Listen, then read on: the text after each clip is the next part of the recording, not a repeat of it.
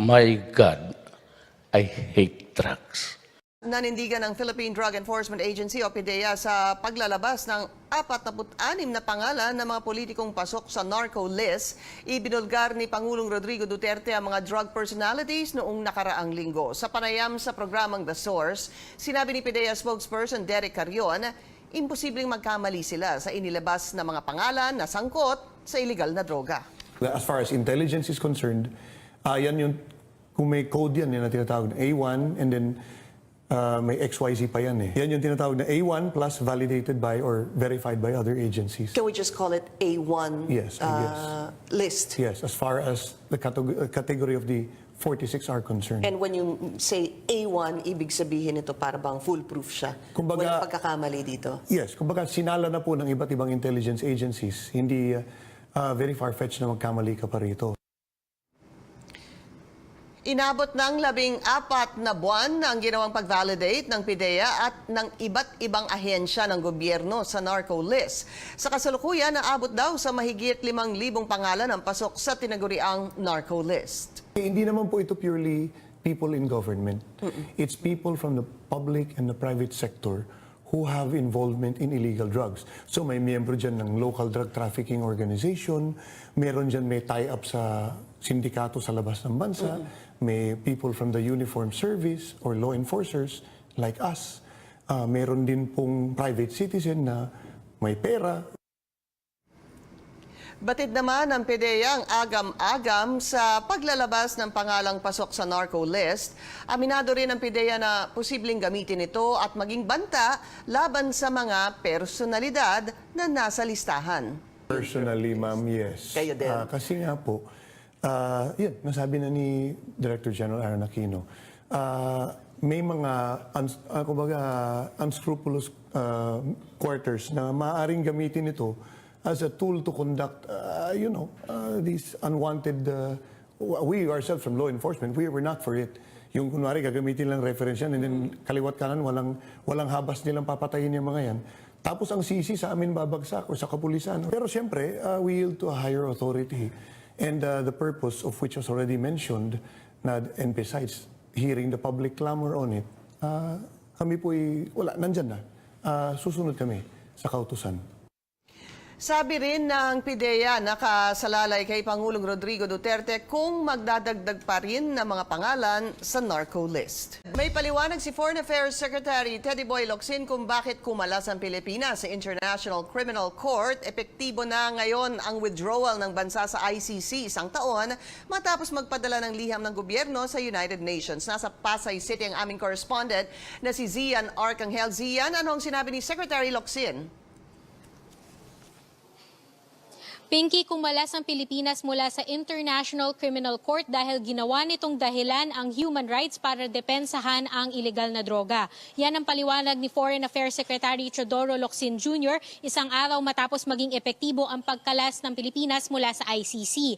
Ayon kay Locsin, sumali lamang ang Pilipinas sa ICC para ma-accommodate ang yumaong senador na si Miriam Defensor Santiago na nahalal bilang judge ng ICC noong 2011. Dagdag niya, maski ang Estados Unidos tutol sa pagsali ng Pilipinas sa ICC dahil may disarming effect ito sa mga alyansang militar. Noong Marso ng nakaraang taon na magpadala ng sulat si Locsin sa United Nations para ipaalam ang desisyon ng Pilipinas na kumalas sa ICC. Nangyari ang pagkalas matapos i-anunsyo ng korte na magsasagawa ito ng preliminary examination patungkol sa kampanya laban sa illegal na droga ng Pangulo. Sinabi naman ni dating presidential spokesperson Harry Roque na dahil epektibo na ang pagkalas ng Pilipinas sa ICC, considered dismissed na ang mga communications na inihain laban kay Pangulong Rodrigo Duterte sa korte. Pinky? Maraming salamat sa iyo, Zian Arcangel. Nag-uulat mula sa Pasay City. Moving on, the country may be out of the International Criminal Court, but that doesn't mean it's already free from foreign scrutiny. A delegation of international lawyers looked into the attacks and killings of lawyers, prosecutors, and judges in the Philippines, and they say severe human rights violations against these professionals have increased under the Duterte administration. Our Angeli Mario reports. Victoria Velasco will never forget the day her father, a public prosecutor, was killed last year. She was with him when their car was ambushed in Quezon City. The suspects, police officers. That day, Prosecutor Rogelio Velasco became the 25th lawyer killed in the country since 2016. She fears her father's death will just be another statistic. Nakalungkot lang kasi yung iba nababaon na lang siya sa limot. Next thing you know, next week, merong bagong namatay. And unsolved pa rin yung last week na case. At least 37 members of the legal profession have been killed in line of duty during the Duterte presidency.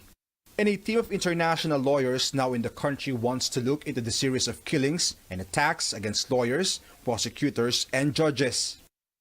They reviewed 13 cases, interviewed government officials, non-government organizations, victims, and their families. They also attempted to meet with the police and military, but, quote, they did not give them an audience. One of their conclusions, lawyers and other legal professionals are facing severe human rights violations. So what do they want from the government? President Duterte and his administration should refrain from publicly attacking lawyers and instead publicly condemn all attacks against lawyers, prosecutors, and judges at all levels and in strong terms. They also want the government to stop announcing names on the so-called narco lists. President Duterte recently named politicians allegedly involved in illegal drugs. But Malacanang says these deaths cannot be attributed to the president, insisting the administration has not attacked any lawyer in any way.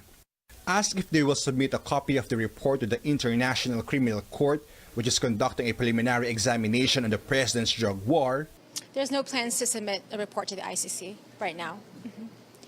We're not ruling it out.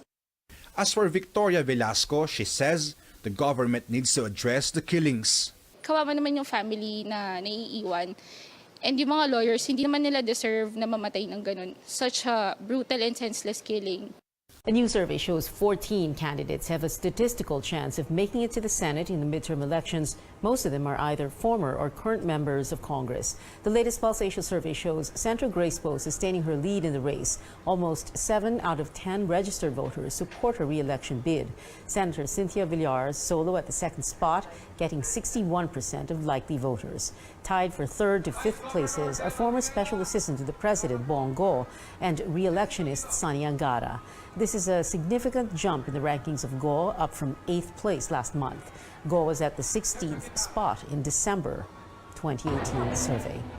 Meanwhile, for the third and seventh places, former Senator Lito Lapid could be elected by 49% of the voters. Probable winners also include Taguig City Representative Pia Cayetano, former Bureau of Corrections and National Police Chief Bato de la Rosa, and also on the list, Senator Nancy Binay, former Senator Mar Rojas, former Senator Bong Revilla, Ilocos Norte Governor Amy Marcos, and Senator Cojo Pimentel, former Senator Jingo Estrada, and former Presidential Advisor on Political Affairs Francis Tolentino. The survey was conducted February 24 to 28. It also shows only 37% of Filipinos have a complete senatorial slate for the May elections. Ayon po kay Senador Ping Lacson, pumayag na raw ang House of Representatives na i-recall ang enrolled budget bill na isinumbiti nila sa Senado at Malacanang. Ang enrolled budget bill ay naglalaman ng mga realignments na ginawa daw ng mga kongresista matapos i-ratify ng dalawang kapulungan ng Kongreso ang budget. Nasa linya ng telepono ngayon si Joyce Ilas. Joyce, ano bang sinabi at babawiin na ba talaga itong enrolled budget? Pinky, tinawagan nga raw ni Congressman Ronnie Zamora si Senator Panfilo Lacson kahapon para sabihin na napagkasunduan na nga raw ng liderato ng Kamara na bawiin na ang enrolled budget bill ngayong araw na nauna nang isinumite ng Kamara sa Senado at Malacanang.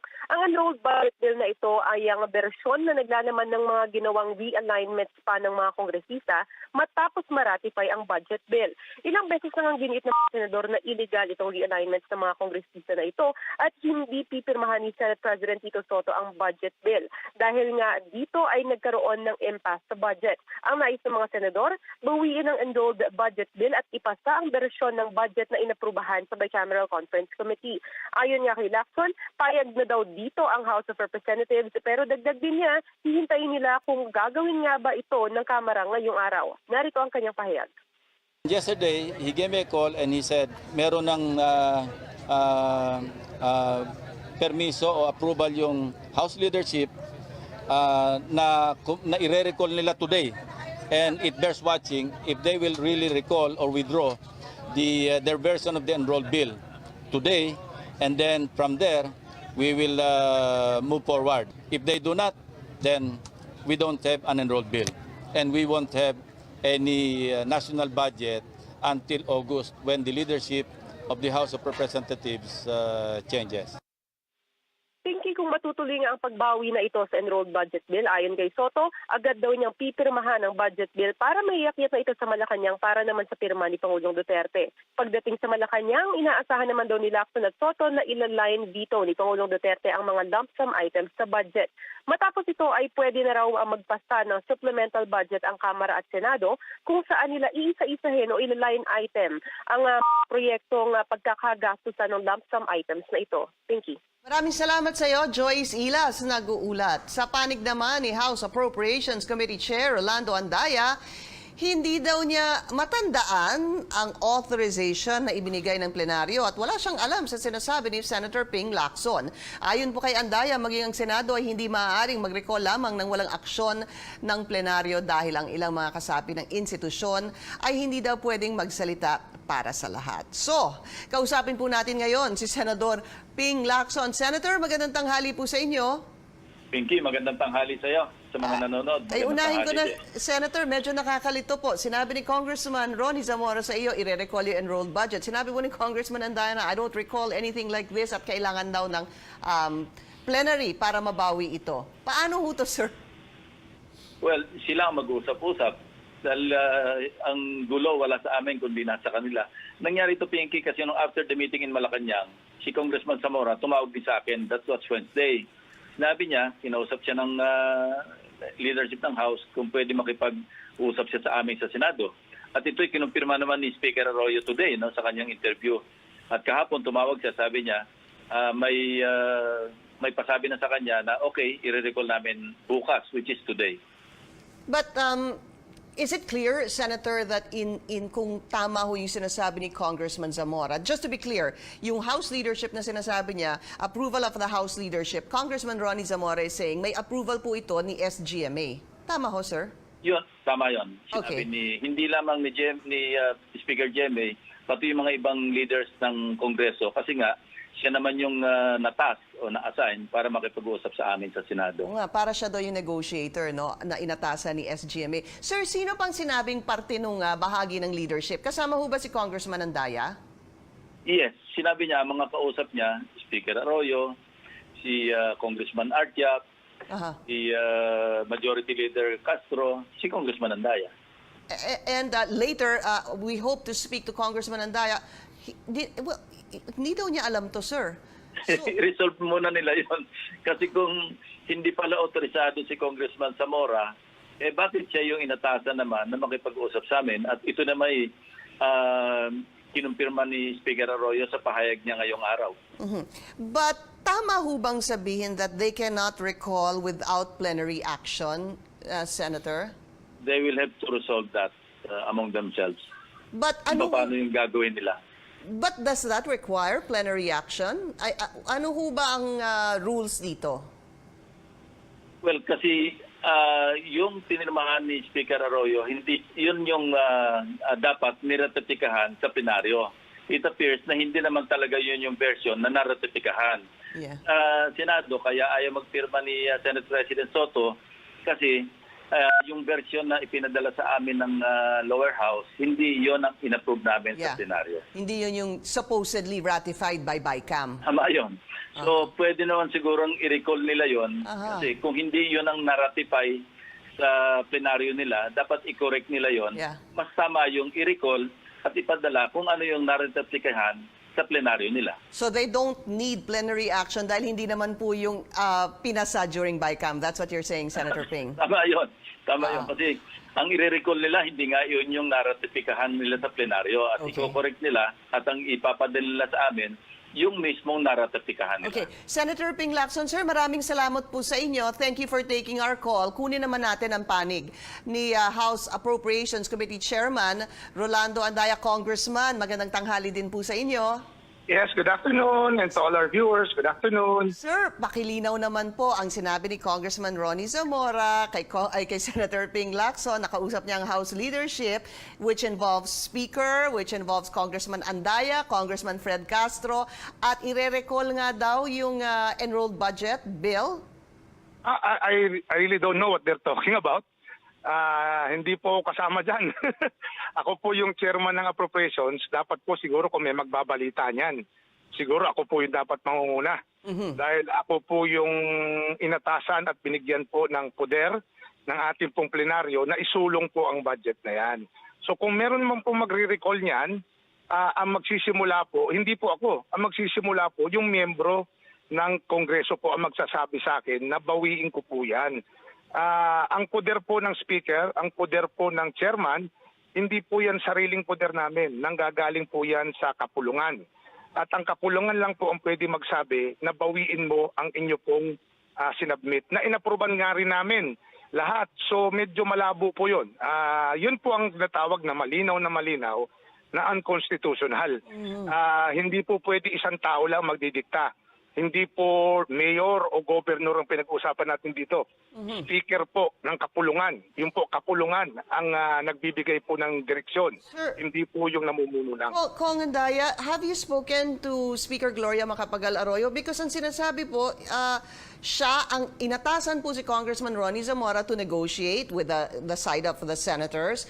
And according to tinanong ko, I'm sure you heard my conversations with Senator Ping. That's why I asked, kasama ho ba dun sa sinasabing leadership na umokay na i-withdraw itong enrolled bill si Congressman Andaya? Yes daw. Congressman Andaya, Congressman Fred Castro, Speaker Gloria Macapagal Arroyo. So, meron hong may mali ho dito eh. So hindi ko alam kung sino ang nagkamali dito dahil may mismatch. Wala naman po nagkamali. Kaya lang, hilaw pa po ang usapan. Wala pa nga po na pag-uusapan kung anong gagawin. Parang nag-unahan na po tayo na mag-anunsya. Kaya kahit po si Speaker o ilang pa mang congressman, sabihin na natin mga leaders po ng Kongreso, sabihin ko na lang, sa panic na lang namin, hindi ko na lang po pakakailaman ng Senado.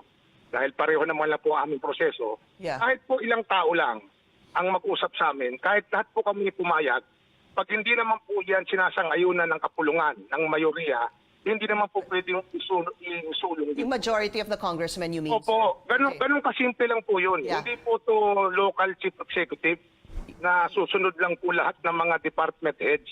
Pare-pareho po kaming congressman dito. Yes. Pare-pareho po ang aming poder dito. Sir, ba't pare-pareho kayong congressmen? Pero meron pong tinatawag na leadership. Isa ho kayo doon. So parang lumalabas kapag umuo ho kayo, sa pagkaintindi ko, sir, you can talk to yung mga kapwa congressmen ninyo para dito. Hindi ho ba ganun din naman ang kalakaran? Opo, madali ko po silang kausapin. Pero yung nasa record po namin, pinasa po namin sa plenaryo on record na pinasa namin ang BICAM report at ipinasa na po namin sa Senado. So, Pwede namin pag-usapan. Sir, just plain and simple, wala ho, yung sinasabi po ni Congressman Ronnie Zamora na pumayag ang leadership na recall yung budget bill, ito ho, ay hindi po ito totoo. Yun ho sinasabi ninyo, sir. I think at the most, it's premature. Premature? Premature dahil ano ba pag-uusapan namin? Ano mo, nag-uusap po kasi kami sa dyaryo eh. Nag-uusap kami sa dyaryo, nag-uusap kami sa TV. Sa TV, wala pong magkakaintindihan talaga dyan. Okay, alright. So ngayon po, sinasabi ko, wala akong karapatan na bawiin ang anuman na bagay na isinulong ko ng plenaryo, ng mayoriya ng miyembro. Iisa lang ho ako sa 290. Kahit personal ko pong gustuhin, hindi ko magagawa yan dahil wala po akong poder na gawin yan. I wish we had more time pero wala na pong oras. Maraming salamat po sa inyo, Congressman Rolando Andaya. Thank you, sir. Magandang balita po sa ilang customers ng Manila Water. Sabi kasi ng water concessionaire, may tubig na sa 90% ng mga lugar na sineserbisyohan ito. Pero ang mga nasa matataas na lugar, konting pasensya pa rin daw po dahil pahirapan pa rin ang supply ng tubig sa kanila. The reason why supply is back in some areas is largely because of the scheme which we implemented last Thursday and Friday. If you recall, in the past, there were areas with 24 hours. So in last Thursday and Friday, we said that everyone in the concession area will be experiencing water interruptions. This will allow our reservoirs to refill, and in so doing, there will be supply that will be distributed in areas. Handa naman ang pinuno ng Manila Water na magbitiw sa pwesto dahil sa naganap na kakulangan ng tubig sa Metro Manila at mga karatig lugar. Itong lumitaw sa pagdinig ng mababang kapulungan ng Kongreso kaninang umaga kung saan alas 7 pa lamang na umaga nagdatingan ng ilang congressmen sa batasang pambansa. Nagpaliwanag ang Manila Water sa naging water shortage na naranasan ng publiko nitong nakalipas na linggo. Makibalita tayo sa aming correspondent na si Rex Remigio. Rex, ano pa ang sinabi ng Manila Water? Sabi nga ng Pangulo ng Manila Water na si Ferdinand de la Cruz na handa siyang mapanagot dahil sa nangyaring krisis sa tubig. Kung ang tanong natin ngayon, Pinky, yung malaking katanungan ay kailan nga ba babalik yung supply ng tubig? Ang sabi niya, end of May. Huli ng Mayo pagkatapos ng summer. So hanggang doon, magtitiis yung maraming residente ng eastern part ng Metro Manila sa kawalan o minsan kakaunting tubig. Bagamat nga nagbalik na rin yung Manila Water ng bahagyang supply ayon nga sa nabanggit mo. Sabi rin niya na naiintindihan niya yung kalbaryong dinaranas ng mga customer ng Manila Water base ron sa mga nakausap niya. Aminado siyang hindi kinaya ng kanilang kapasidad yung dami ng customer kung kaya't kinulang sila ng 150 milyong litro kada araw. At sinasabi rin niya na kailangan raw na yung mga water interruption na hanggang sa dulo ng Mayo dahil nga upang hindi na matuyot yung mga dam. At sinabi rin niya na mapipilitan na rin silang itigil muna yung operasyon ng Rodriguez Treatment Plant kapag umabot sa 65 meters yung level ng Lamesa Dam. Kapag sinara raw kasi itong treatment plant na ito sa Rizal, ay maapektuhan naman ang libo-libong residente ng bayan ng Rodriguez at San Mateo. Ayon naman sa MWSS, nilabag nga ng Manila Water ang kasunduan nila na magbigay ng 24 oras at 7 araw na supply ng tubig. Nagpadala na raw sila ng mga sulat ng 3 beses simula noong 8 ng Marso. Gayunpaman, ang ikinadismaya ng mga mambabatas dito ay yung kawalan ng kapangyarihan ng MWSS na parusahan ang Manila Water. Ang binabanggit nga ng MWSS Regulatory Office Chief na si Patrick T. ay wala raw sa mga probisyon ng concession agreement na maaaring patawan ng multa ng MWSS ang Manila Water sa mga paglabag nito. Bagamat tinatanong rin siya ng mga kongresista ukol nga doon sa ilang penalties, halimbawa 25% nung halaga nung naging danyos yung maaaring penalty sa Manila Water, ang interpretasyon pa rin niya ay wala silang kapangyarihang ipatupad ito. At yan yung lilinawin nga natin kay Tino. Kung kaya't dahil dito, tinawag ng mga mambabatas na inutil at walang magawa ang MWSS sa krisis na ito. Tugon naman ng MWSS, maaari silang maihabla sa korte kung papatawan na nila ng multa ang Manila Water basta-basta.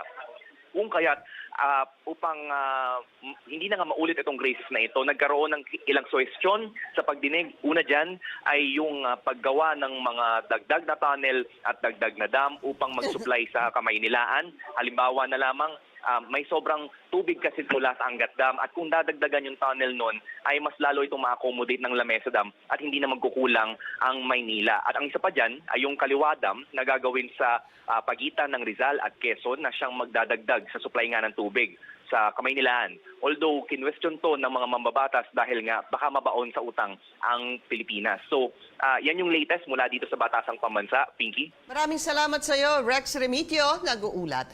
Umatras na po ang Mandaluyong City sa plano nitong magdeklara ng state of calamity dahil nga sa kakulangan ng supply ng tubig. Sinabi ni Mandaluyong Public Information Office Chief Jimmy Isidro na bagamat mahina ay bumuti na daw ang supply ng tubig sa kanilang lugar kumpara sa mga nakalipas na araw na 24 oras na walang tubig.